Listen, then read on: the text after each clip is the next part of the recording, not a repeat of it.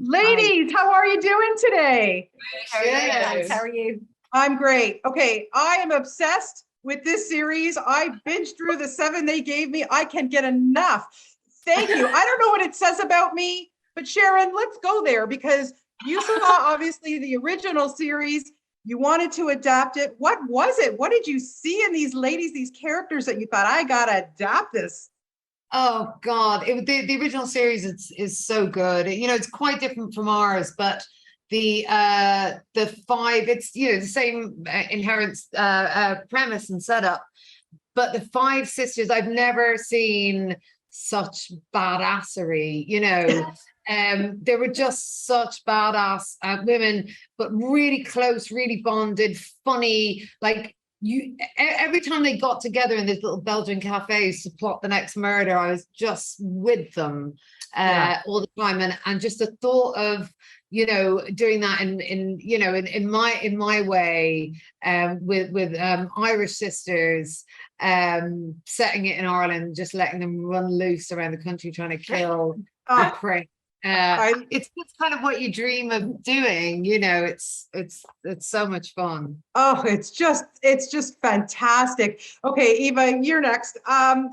Okay, I understand. First of all, Sharon, you didn't allow anybody, you didn't want anybody to watch the original if they hadn't, correct? No, that's not true. I don't think they did actually. I think there was who was it? Was it Dirk? Yeah, she's our director, the director of the first 3 episodes, and the one of our exec producers. She thought it wasn't a great idea, and I think she was probably right.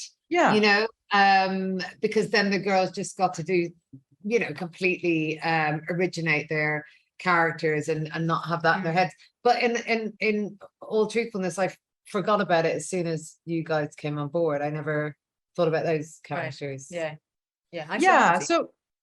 So Eva, let's ask you. I mean, first of all, you're working with 4 other magnificent actresses. Oh my God, I said I would love to be on set to have brought you all coffee. Like, I would have died to have been there. Tell me about the bond. Was it all immediate between all of you? Because it was just, I felt you were sisters. Yeah. Oh, good. That helps the show. We got on like a house on fire. Like it was immediate and it was natural, and we just the chats and the sense of humor and everything just was very natural and organic, and then that just fed through to our performances on set. And between takes, we go straight back into the bants and the chats, which is very much like our sisterly dynamic anyway. So it all just was very easy. The whole thing was very, very easy, and I like, considering it was such a long job, there was not one day that I did not want to go into work, which there's always a few days on a job where you go, I couldn't be arsed doing this today. I always wanted to go in. It was to see the girls. It was just I missed them when I wasn't out, Yeah, I can imagine.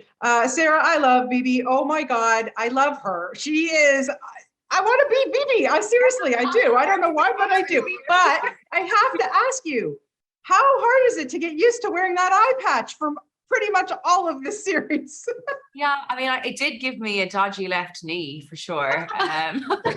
Yeah, I started getting like really bad pain in my left knee, and I went to a chiropractor, and it was like, it's because you're overcompensating. Wow. So balance was off. So but things you don't really think of. I have no pain now, so it was definitely the eye patch.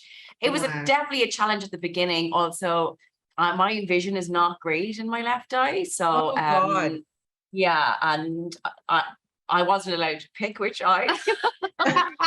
Dervla had so unfair. I know, she had the opening shot of Bibi was in the bathtub, and she really wanted it to be on a certain side, so that dictated what side the eye patch went on. I mean, you do feel fantastic wearing an eye patch. Like, you look cool. Yeah, you did look cool. You absolutely looked cool, I have to say. How she got there was gross, but she only needed to get one eye made up. So it was amazing when she would lift it off in between scenes, that she would have one massive eye all made up, and one little natural. Okay, let's just talk about Clace, because look, we know that he plays a villain better than almost anybody. But if this is not the most vile character I have seen in a series in I don't know how long, kudos to him. Please tell me how much fun you gals had working with Clace? Sharon first. I loved watching him work. You know, I loved watching him embrace all aspects of the prick.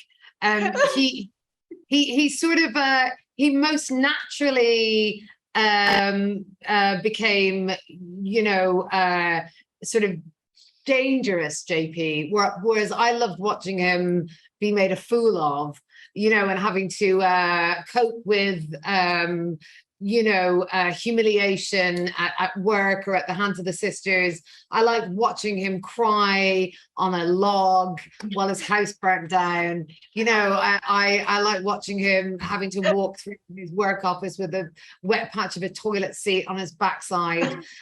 They were the bits Clace liked least. But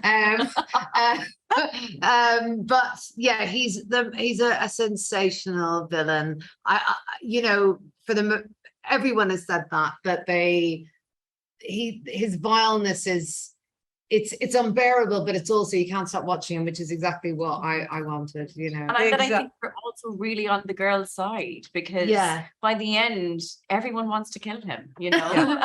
Yeah, it's true. My daughter wanted to kill him more than she was like, you know, the girls in that first scene. She goes, if he says "Mommy" one more time, and yeah, he gets under your skin, doesn't he? He certainly does. And Eva, I mean, your character goes through some stuff too. I mean, I don't want to give anything away because she's got her things going on too. But you know, one thing about you ladies in this series is exactly, you're rooting for them. You want them to commit murder. How do you justify that, Eva? Well, I think that you know, you can justify it because it's sort of delicious to watch how vile he is, and so I think it does pull the audience in pretty quickly and want to be on the sister's side because he is so vile to everybody, and he is, you know, being very abusive towards Anne-Marie's character.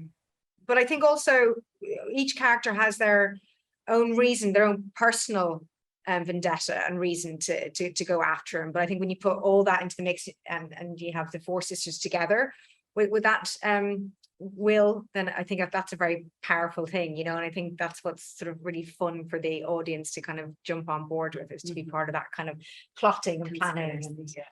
And I think that's what makes you kind of not question why you want to kill somebody. You just want to kill them. and it becomes pretty clear that he's not a harmless prick. You know, it starts out in an interesting way, in that he's just like an annoying person at a dinner table, you know, who's just very hard to be around. But the more the series goes on, the more power you see that he has, the more dangerous that you see the more dangerous you see he is. And you know, he kind of needs to be stopped. And most of the time those kind of men just get away with it. It's behind closed doors.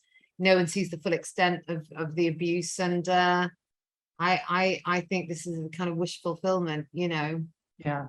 Well, like I say, thank you for this fabulous series. All of you are so fabulous in it. Honestly, I cannot say enough. I've been telling everybody about this. So thank you for your time. Thank you. Oh, you're welcome. I love all of you so much. And thank you so much for your time today.